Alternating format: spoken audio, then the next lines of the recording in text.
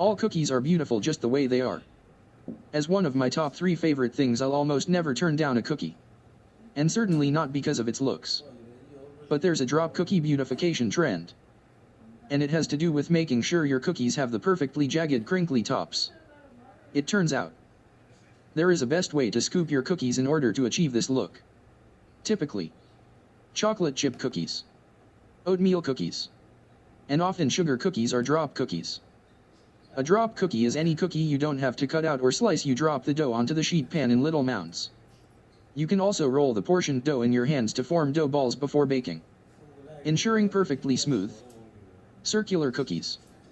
I was raised believing chocolate chip cookies should look ragged, and that they were perfect in their irregularity.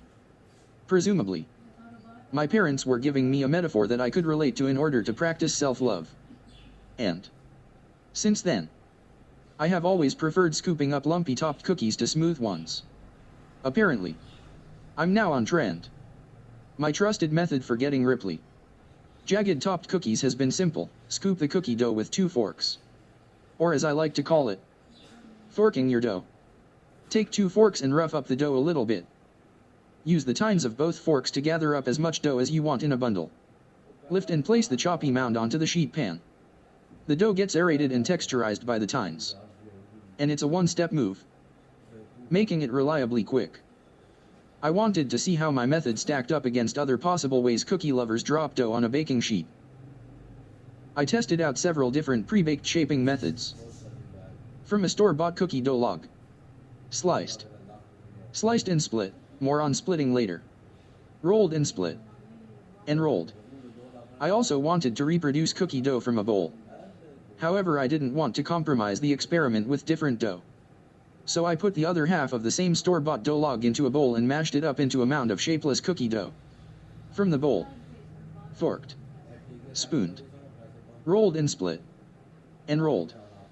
I repeated the rolled and split. On the second tray I wrote roll and break, but it's the same method. And rolled methods on each sheet tray mostly to see side-by-side comparisons to the other 4. The split method I mentioned above is a shaping technique I had come across online that involves rolling dough into a ball, ripping the ball in half, pressing the 2 halves, with the torn sides, next to each other, then placing the dough, torn side up, on a cookie sheet. This is supposedly the best way to get the highly sought-after, jagged, crinkly-topped cookies. I found that the sliced and split from a log produced one of the 2 most cavernous cookies. Forked from a bowl produced the other spikiest cookie. Rolled and split produced one rippled cookie, and one nearly smooth cookie on the other sheet pan. I found the inconsistency surprising, especially since I took care with both cookies to ensure I didn't smush the cookies while ripping the ball in half. This was difficult because the cookie dough can get pretty soft after rolling around in your warm hands for a few seconds. Sliced only came in with the next most wavy, followed by spooned from a bowl, and the most consistently smooth cookies from the log and from a bowl were rolled. No surprises there.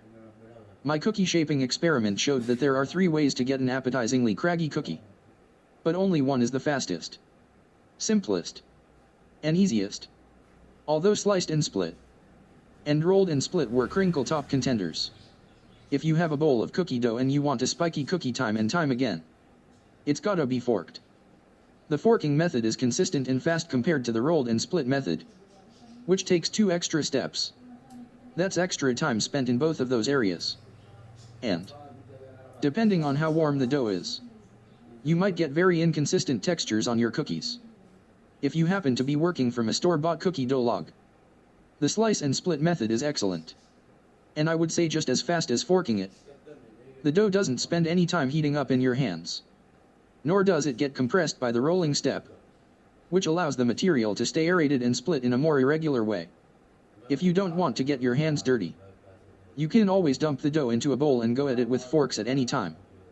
Although this discovery may have rocked your world, let it be known that these are all ways to get beautiful drop cookies. I even found a new appreciation for rolled cookies because they were the only ones that produced a lovably cracked surface. Depending on the recipe used and other factors, thicker or flatter cookies may result.